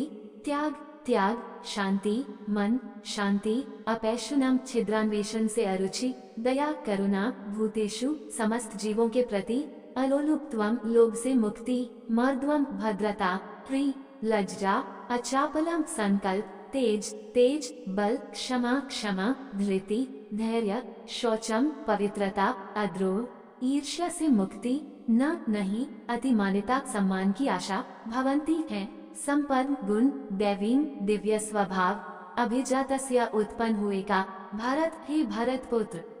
अनुवाद भगवान ने कहा हे भरत पुत्र निर्भयता आत्मशुद्धि आध्यात्मिक ज्ञान का अनुशीलन दान आत्म संयम यज्ञप्रायणता वेदाध्ययन तपस्या सरलता अहिंसा सत्यता क्रोधविहीनता त्याग शांति छिद्रान्वेषण में अरुचि समस्त जीवों पर करुणा लोभाविहीनता भद्रता लज्जा संकल्प तेज क्षमा धैर्य पवित्रता ईर्ष्या तथा सम्मान की अभिलाषा से मुक्ति ये सारे दिव्य गुण हैं जो दैवी प्रकृति से संपन्न देवतुल्य पुरुषों में पाए जाते हैं। तात्पर्य 15वें अध्याय के प्रारंभ में इस भौतिक जगत रूपी अश्वत्थ वृक्ष की व्याख्या की गई थी। उससे निकलने वाली अतिरिक्त जड़ों की तुलना जीवों के शुभ तथा अशुभ कर्मों से की गई थी। 9वें अध्याय में भी देवों तथा असुरों का वर्णन हुआ है। अब वैदिक अनुष्ठानों के अनुसार सतोगुण में किए गए सारे कार्य मुक्तिपथ में प्रगति करने के लिए शुभ माने जाते हैं और ऐसे कार्यों को दैवी प्रकृति कहा जाता है। जो लोग इस दैवी प्रकृति में स्थित होते हैं वे मुक्ति के पथ पर अग्रसर होते हैं। इसके विपरीत उन लोगों के लिए जो रजो तथा तमोगुण में रहकर कार्य करते हैं मुक्ति की कोई संभावना नहीं रहती। उन्हें या तो मनुष्य की तरह इसी भौतिक जगत में रहना होता है या फिर वे पशु योनि में या इससे भी निम्न योनियों में अवतरित होते हैं। इस 16वें अध्याय में भगवान दैवी प्रकृति तथा उसके गुणों एवं आसुरी प्रकृति तथा उसके गुणों का समान रूप से वर्णन करते हैं। वे इन गुणों के लाभों तथा हानियों का भी वर्णन करते हैं। दिव्य गुणों या दैवी प्रवृत्तियों से युक्त उत्पन्न व्यक्ति के प्रसंग में प्रयुक्त अभिजातस्य शब्द बहुत सारगर्भित है। दैवी परिवेश में संतान उत्पन्न करने को वैदिक शास्त्रों में गर्भाधान संस्कार कहा गया है। यदि माता पिता चाहते हैं कि दिव्य गुणों से युक्त संतान उत्पन्न हो तो उन्हें सामाजिक जीवन में मनुष्यों के लिए बताए गए 10 नियमों का पालन करना चाहिए। भगवद गीता में हम पहले ही पढ़ चुके हैं कि अच्छी संतान उत्पन्न करने के निमित्त मैथुन जीवन साक्षात कृष्ण है। मैथुन जीवन गर्हित नहीं है यदि इसका कृष्ण भावनामृत में प्रयोग किया जाए। जो लोग कृष्ण भावनामृत में हैं, कम से कम उन्हें तो कुत्ते बिल्लियों की तरह संतानें उत्पन्न नहीं करनी चाहिए। उन्हें ऐसी संतानें उत्पन्न करनी चाहिए जो जन्म लेने के पश्चात कृष्ण भावना भावित हो सकें। कृष्ण भावनामृत में तल्लीन माता पिता से उत्पन्न संतानों को इतना लाभ तो मिलना ही चाहिए। वर्णाश्रम धर्म नामक सामाजिक संस्था जो समाज को सामाजिक जीवन के 4 विभागों एवं काम धंधों अथवा वर्णों के 4 विभागों में विभाजित करती है, मानव समाज को जन्म के अनुसार विभाजित करने के उद्देश्य से नहीं है। ऐसा विभाजन शैक्षिकी योग्यताओं के आधार पर किया जाता है। ये विभाजन समाज में शांति तथा संपन्नता बनाए रखने के लिए है। यहाँ पर जिन गुणों का उल्लेख हुआ है उन्हें दिव्य कहा गया है और वे आध्यात्मिक ज्ञान में प्रगति करने वाले व्यक्तियों के निमित्त हैं, जिससे वे भौतिक जगत से मुक्त हो सकें। वर्ण आश्रम संस्था में सन्यासी को समस्त सामाजिक वर्णों तथा आश्रमों में प्रधान या गुरु माना जाता है। ब्राह्मण को समाज के 3 वर्णों क्षत्रियों, वैश्यों तथा शूद्रों का गुरु माना जाता है, लेकिन सन्यासी इस संस्था के शीर्ष पर होता है और ब्राह्मणों का भी गुरु माना जाता है। सन्यासी की पहली योग्यता निर्भयता होनी चाहिए। चूंकि सन्यासी को किसी सहायक के बिना एकाकी रहना होता है, अतः भगवान की कृपा ही उसका एकमात्र आश्रय होता है। जो ये सोचता है कि सारे संबंध तोड़ लेने के बाद मेरी रक्षा कौन करेगा, तो उसे सन्यास आश्रम स्वीकार नहीं करना चाहिए। उसे यह पूर्ण विश्वास होना चाहिए कि कृष्ण या अंतर्यामी स्वरूप परमात्मा सदैव अंतर में रहते हैं। वे सब कुछ देखते रहते हैं और जानते हैं कि कोई क्या करना चाहता है। इस तरह मनुष्य को दृढ़ विश्वास होना चाहिए कि परमात्मा स्वरूप कृष्ण शरणागत व्यक्ति की रक्षा करेंगे। उसे सोचना चाहिए, मैं कभी अकेला नहीं हूँ, भले ही मैं गहनतम जंगल में क्यों न रहूं। मेरा साथ कृष्ण देंगे और सब तरह से मेरी रक्षा करेंगे। ऐसा विश्वास अभयम या निर्भयता कहलाता है। संन्यास आश्रम में व्यक्ति की ऐसी मनोदशा आवश्यक है, तब उसे अपने अस्तित्व को शुद्ध करना होता है। संन्यास आश्रम में पालन किए जाने के लिए अनेक विधि विधान हैं। इनमें सबसे महत्वपूर्ण यह है कि सन्यासी को किसी स्त्री के साथ घनिष्ठ संबंध नहीं रखना चाहिए। उसे एकांत स्थान में स्त्री से बातें करने तक की मनाही है। भगवान चैतन्य आदर्श सन्यासी थे और जब वे पुरी में रह रहे थे तो उनकी भक्तिनों को उनके पास नमस्कार करने तक के लिए नहीं आने दिया जाता था। उन्हें दूर से ही प्रणाम करने के लिए आदेश था। ये स्त्री जाति के प्रति घृणा भाव का चिन्ह नहीं था, अपितु सन्यासी पर लगाया गया प्रतिबंध था कि उसे स्त्रियों से निकट संपर्क नहीं रखना चाहिए। मनुष्य को अपने अस्तित्व को शुद्ध बनाने के लिए जीवन की विशेष परिस्थिति स्तर में विधि विधानों का पालन करना होता है।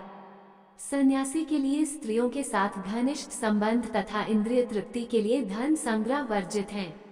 आदर्श सन्यासी तो स्वयं भगवान चैतन्य थे और उनके जीवन से हमें ये सीख लेनी चाहिए कि वे स्त्रियों के विषय में कितने कठोर थे।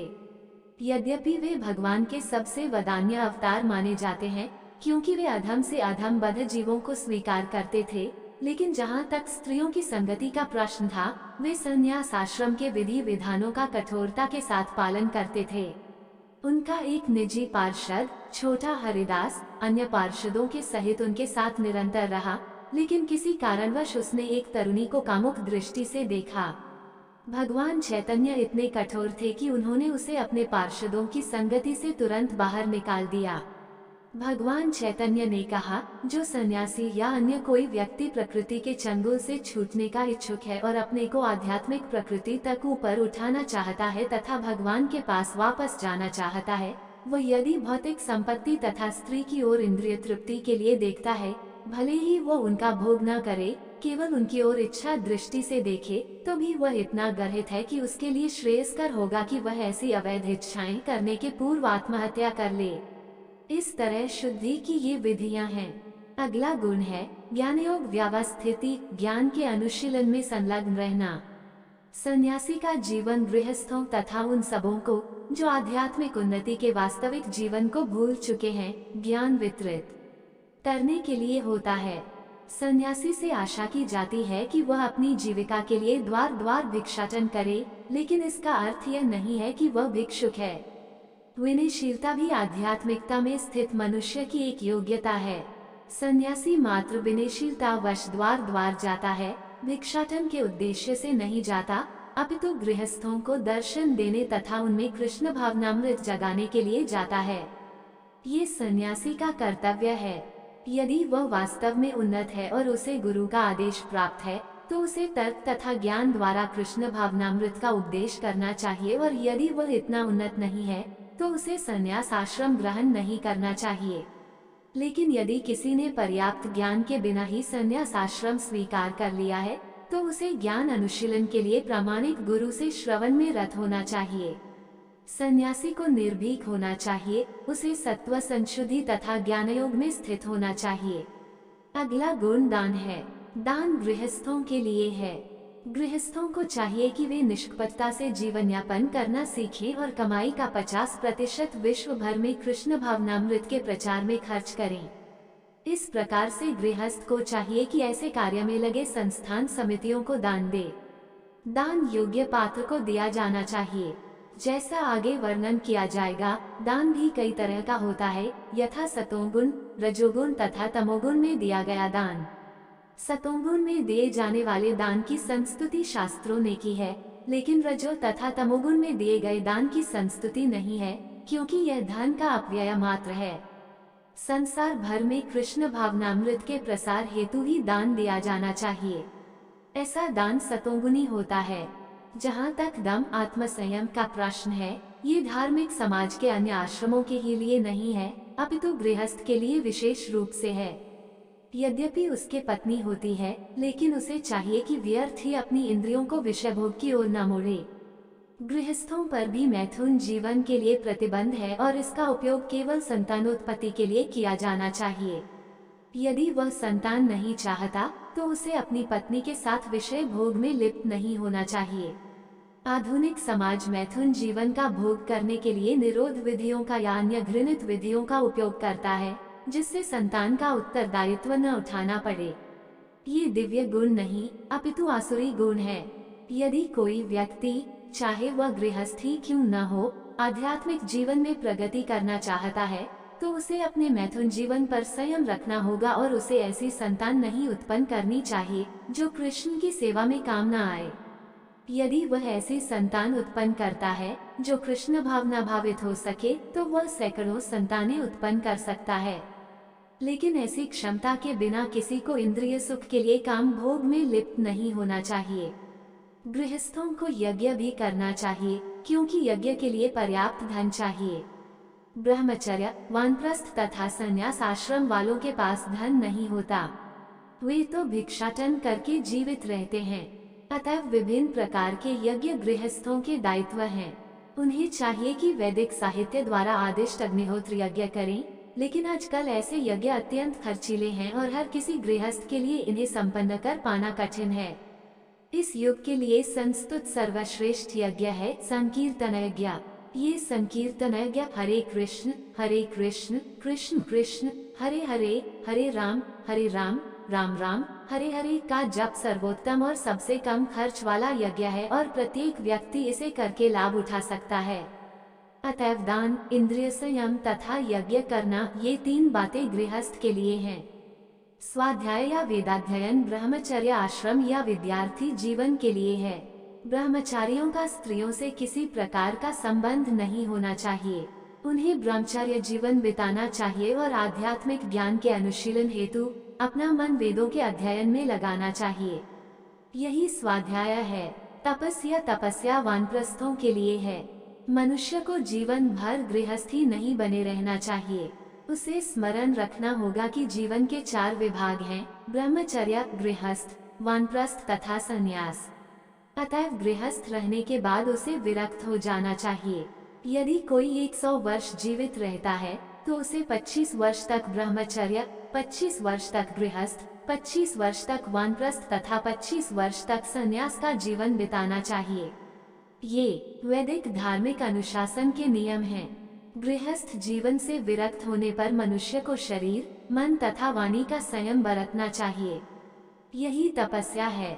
समग्र वर्णाश्रम धर्म समाज ही तपस्या के निमित्त है।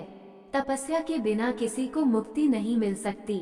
इस सिद्धांत की संस्तुति न तो वैदिक साहित्य में की गई है, न भगवद गीता में कि जीवन में तपस्या की आवश्यकता नहीं है और कोई कल्पनात्मक चिंतन करता रहे तो सब कुछ ठीक हो जाएगा। ऐसे सिद्धांत तो उन दिखावटी अध्यात्मवादियों द्वारा बनाए जाते हैं जो अधिक से अधिक अनुयायी बनाना चाहते हैं। यदि प्रतिबंध हो, विधि विधान हो, तो लोग इस प्रकार आकर्षित न हों। अतएव जो लोग धर्म के नाम पर अनुयायी चाहते हैं, वे केवल दिखावा करते हैं। वे अपने विद्यार्थियों के जीवनों पर कोई प्रतिबंध नहीं लगाते और न ही अपने जीवन पर। लेकिन वेदों में ऐसी विधि को स्वीकृति प्रदान नहीं की गई। जहाँ तक ब्राह्मणों की सरलता आर्जवम का संबंध है, इसका पालन न केवल किसी एक आश्रम में किया जाना चाहिए, अपितु चारों आश्रमों के प्रत्येक सदस्य को करना चाहिए, चाहे वह ब्रह्मचर्य, गृहस्थ, वानप्रस्थ अथवा संन्यास आश्रम में हो। मनुष्य को अत्यंत सरल तथा सीधा होना चाहिए। अहिंसा का अर्थ है किसी जीव के प्रगतिशील जीवन को न रोकना। किसी को यह नहीं सोचना चाहिए कि चूंकि शरीर के वध किए जाने के बाद भी आत्मा स्फुलिंग नहीं मरता, इसलिए इंद्रिय तृप्ति के लिए पशुवध करने में कोई हानि नहीं है। प्रचुर अन्न, फल तथा दुग्ध की पूर्ति होते हुए भी आजकल लोगों में पशुओं का मांस खाने की लत पड़ी हुई है। लेकिन पशुओं के वध की कोई आवश्यकता नहीं है। यह आदेश हर एक के लिए है। जब कोई विकल्प न रहे तभी पशुवध किया जाए, लेकिन इसकी यज्ञ में बलि की जाए। जो भी हो, जब मानवता के लिए प्रचुर भोजन हो, तो जो लोग आध्यात्मिक साक्षात्कार में प्रगति करने के इच्छुक हैं, उन्हें पशु हिंसा नहीं करनी चाहिए। वास्तविक अहिंसा का अर्थ है कि किसी के प्रगतिशील जीवन को रोका न जाए। पशु भी अपने विकास काल में एक पशुयोनि से दूसरी पशुयोनि में देहांतरण करके प्रगति करते हैं। यदि किसी विशेष पशु का वध कर दिया जाता है तो उसकी प्रगति रुक जाती है। यदि कोई पशु किसी शरीर में बहुत दिनों से या वर्षों से रह रहा हो और उसे असमय ही मार दिया जाए तो उसे पुनः उसी जीवन में वापस आकर शेष दिन पूरे करने के बाद ही दूसरी योनि में जाना पड़ता है। अतएव अपने स्वाद की तुष्टि के लिए किसी की प्रगति को नहीं रोकना चाहिए। यही अहिंसा है। सत्यम का अर्थ है कि मनुष्य को अपने स्वार्थ के लिए सत्य को तोड़ना मरोड़ना नहीं चाहिए। वैदिक साहित्य में कुछ अंश अत्यंत कठिन है, लेकिन उनका अर्थ किसी प्रामाणिक गुरु से जानना चाहिए। वेदों को समझने की यही विधि है। श्रुति का अर्थ है किसी अधिकारी से सुनना। मनुष्य को चाहिए कि अपने स्वार्थ के लिए कोई विवेचना न गढ़े। भगवद गीता की अनेक टीकाएं हैं जिसमें मूल पाठ की गलत व्याख्या की गई है। शब्द का वास्तविक भावार्थ प्रस्तुत किया जाना चाहिए और इसे प्रामाणिक गुरु से ही सीखना चाहिए। अक्रोध का अर्थ है क्रोध को रोकना। यदि कोई क्षुब्ध बनावे तो भी सहिष्णु बने रहना चाहिए, क्योंकि एक बार क्रोध करने पर सारा शरीर दूषित हो जाता है। क्रोध रजोगुण तथा काम से उत्पन्न होता है। अतएव जो योगी है उसे क्रोध पर नियंत्रण रखना चाहिए। अपैशुनम का अर्थ है कि दूसरे के दोष न निकाले और व्यर्थ ही उन्हें सही न करे। निस्संदेह चोर को चोर कहना छिद्रान्वेषण नहीं है, लेकिन निष्कपट व्यक्ति को चोर कहना उस व्यक्ति के लिए परम अपराध होगा जो आध्यात्मिक जीवन में प्रगति करना चाहता है। प्रिय का अर्थ है कि मनुष्य अत्यंत लज्जाशील हो और कोई गर्हित कार्य न करे। अचापलम या संकल्प का अर्थ है कि मनुष्य किसी प्रयास से विचलित या उदास न हो। किसी प्रयास में भले ही असफलता क्यों न मिले, किंतु मनुष्य को उसके लिए खिन्न नहीं होना चाहिए। उसे धैर्य तथा संकल्प के साथ प्रगति करनी चाहिए। यहाँ पर प्रयुक्त तेजस शब्द क्षत्रियों के निमित्त है। क्षत्रियों को अत्यंत बलशाली होना चाहिए, जिससे वे निर्बलों की रक्षा कर सकें। उन्हें अहिंसक होने का दिखावा नहीं करना चाहिए। यदि हिंसा की आवश्यकता पड़े तो हिंसा दिखानी चाहिए, लेकिन जो व्यक्ति अपने शत्रु का दमन कर सकता है उसे चाहिए कि कुछ विशेष परिस्थितियों में क्षमा कर दे। वह छोटे अपराधों के लिए क्षमा दान कर सकता है। शौचम का अर्थ है पवित्रता, जो न केवल मन तथा शरीर की हो अपितु व्यवहार में भी हो। यह विशेष रूप से वणिक वर्ग के लिए है। उन्हें चाहिए कि वे कालाबाजारी न करें। नाती मान्यता अर्थात सम्मान की आशा न करना शूद्रों अर्थात श्रमिक वर्ग के लिए है, जिन्हें वैदिक आदेशों के अनुसार चारों वर्णों में सबसे निम्न माना जाता है। उन्हें वृथा सम्मान या प्रतिष्ठा से फूलना नहीं चाहिए, बल्कि अपनी मर्यादा में बने रहना चाहिए। शूद्रों का कर्तव्य है कि सामाजिक व्यवस्था बनाए रखने के लिए वे उच्च वर्णों का सम्मान करें। यहाँ पर वर्णित 26 गुण दिव्य हैं। वर्णाश्रम धर्म के अनुसार इनका आचरण होना चाहिए। सारांश यह है कि भले ही भौतिक परिस्थितियां शोचनीय हों, यदि सभी वर्णों के लोग इन गुणों का अभ्यास करें तो वे क्रमशः आध्यात्मिक अनुभूति के सर्वोच्च पद तक उठ सकते हैं। भगवद गीता अध्याय 17 श्रद्धा के विभाग श्लोक 17.1 अर्जुन उवाच ये शास्त्र विधिमुत्सृज्य यजन्ते श्रद्धयान्विता तेषां निष्ठा तु का कृष्ण सत्वमहो रजस्तम। 1 शब्दार्थ अर्जुन उवाच अर्जुन ने कहा, ये जो शास्त्र विधि शास्त्रों के विधान को उत्सृज्य त्याग कर यजन्ते पूजा करते हैं, श्रद्धया पूर्ण श्रद्धा से अन्विता युक्त तेषां उनकी निष्ठा श्रद्धा तु लेकिन का कौन सी कृष्ण हे कृष्ण सत्वम सतोगुणी अहो अथवा अन्य राज रजोगुनी, तम, तमोगुनी। अनुवाद क्लियंडिस को आरोपोज अर्जुन ने कहा, हे कृष्ण, जो लोग शास्त्र के नियमों का पालन न करके अपनी कल्पना के अनुसार पूजा करते हैं, उनकी स्थिति कौन सी है? वे सतोगुनी हैं, रजोगुनी हैं या तमोगुनी? तात्पर्य क्लियंडिस को आरो चतुर्थ अध्याय के 39वें श्लोक में कहा गया है कि किसी विशेष प्रकार की पूजा में निष्ठावान व्यक्ति क्रमशः ज्ञान की अवस्था को प्राप्त होता है और शांति तथा संपन्नता की सर्वोच्च सिद्धावस्था तक पहुंचता है। 16वें अध्याय में यह निष्कर्ष निकलता है कि जो शास्त्रों के नियमों का पालन नहीं करता वह असुर है और जो निष्ठापूर्वक इन नियमों का पालन करता है वह देव है। अब यदि कोई ऐसा निष्ठावान व्यक्ति हो जो ऐसे कतिपय नियमों का पालन करता हो जिनका शास्त्रों में उल्लेख न हो, तो उसकी स्थिति क्या होगी? अर्जुन के इस संदेह का स्पष्टीकरण कृष्ण द्वारा होना है। क्या वे लोग जो किसी व्यक्ति को चुनकर उस पर किसी भगवान के रूप में श्रद्धा दिखाते हैं, सतो, रजो या तमोगुण में पूजा करते हैं, क्या ऐसे व्यक्तियों को जीवन की सिद्धावस्था प्राप्त हो पाती है? क्या वे वास्तविक ज्ञान प्राप्त करके उच्चतम सिद्ध अवस्था को प्राप्त हो पाते हैं? जो लोग शास्त्रों के विधि विधानों का पालन नहीं करते किंतु जिनकी किसी पर श्रद्धा होती है और जो देवी देवताओं तथा मनुष्यों की पूजा करते हैं, क्या उन्हें सफलता प्राप्त होती है? अर्जुन इन प्रश्नों को श्री कृष्ण से पूछ रहा है। भगवद गीता अध्याय 18 उपसंहार संन्यास की सिद्धि। श्लोक 18.1 अर्जुन उवाच संन्यासस्य महाबाहो तत्त्वमिच्छामि वेदितुम् त्यागस्य च ऋषिकेश पृथक् केशिनिषूदन। 1 शब्दार्थ अर्जुन उवाच अर्जुन ने कहा, संन्यासस्य संन्यास त्याग का, महाबाहो हे बलशाली भुजाओं वाले, तत्वम सत्य को, इच्छामि चाहता हूँ, वेदितुम जानना, त्यागस्य त्याग संन्यास का, च भी ऋषिकेश हे इंद्रियों के स्वामी, पृथक भिन्न रूप से, केशी निषूदन हे केशी असुर के संहर्ता। अनुवाद अर्जुन ने कहा, हे महाबाहु, मैं त्याग का उद्देश्य जानने का इच्छुक हूँ और हे केशी निषूदन हे ऋषिकेश, मैं त्यागमय जीवन संन्यास आश्रम का भी उद्देश्य जानना चाहता हूँ।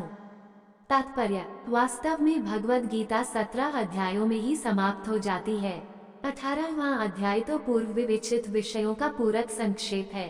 प्रत्येक अध्याय में भगवान बल देकर कहते हैं कि भगवान की सेवा ही जीवन का चरम लक्ष्य है। इसी विषय को इस 18वें अध्याय में ज्ञान के परम गुह्य मार्ग के रूप में संक्षेप में बताया गया है।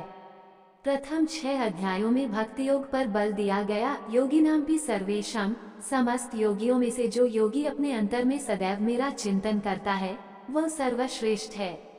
अगले 6 अध्यायों में शुद्ध भक्ति, उसकी प्रकृति तथा कार्यों का विवेचन है। अंत के 6 अध्यायों में ज्ञान, वैराग्य, अपरा तथा परा प्रकृति के कार्यों और भक्ति का वर्णन है। निष्कर्ष रूप में ये कहा गया है कि सारे कार्यों को परमेश्वर से युक्त होना चाहिए, जो ओम तत्सत शब्दों से प्रकट होता है और ये शब्द परम पुरुष विष्णु के सूचक हैं। भगवद गीता के 3 खंड से यही प्रकट होता है कि भक्ति ही एकमात्र जीवन का चरम लक्ष्य है। पूर्ववर्ती आचार्यों तथा ब्रह्मसूत्र या वेदांत सूत्र का उद्धरण देकर इसकी स्थापना की गई है।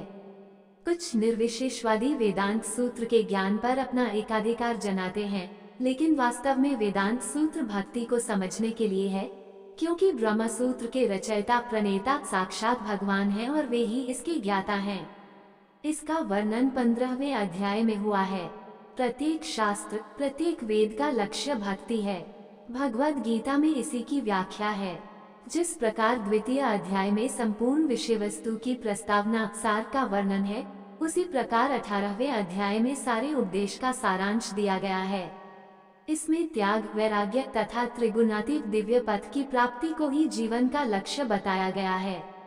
अर्जुन भगवद गीता के 2 विषयों का स्पष्ट अंतर जानने का इच्छुक है, ये हैं त्याग तथा संन्यास। अतः वह इन दोनों शब्दों के अर्थ की जिज्ञासा कर रहा है। इस श्लोक में परमेश्वर को संबोधित करने के लिए प्रयुक्त ऋषिकेश तथा केशिनिषूदन ये 2 शब्द महत्वपूर्ण हैं। ऋषिकेश कृष्ण हैं, समस्त इंद्रियों के स्वामी, जो हमें मानसिक शांति प्राप्त करने में सहायक बनते हैं। अर्जुन उनसे प्रार्थना करता है कि वे सभी बातों को इस तरह संक्षिप्त कर दे जिससे वह संभाव में स्थिर रहे। फिर भी उसके मन में कुछ संशय हैं और ये संशय असुरों के समान होते हैं। अतः वह कृष्ण को केशी निषूदन कहकर संबोधित करता है। केशी अत्यंत दुर्जय असुर था जिसका वध कृष्ण ने किया था। अब अर्जुन चाहता है कि वे उसके संशय रूपी असुर का वध करें। दोस्तों, ऐसे ही और कहानी सुनना या देखना चाहते हैं तो डिस्क्रिप्शन में लिंक मिल जाएगा, आप वहां जाकर देख सकते हैं। और आपसे निवेदन है कि यह वीडियो आपको अच्छा लगा हो तो लाइक शेयर सब्सक्राइब जरूर करें। धन्यवाद।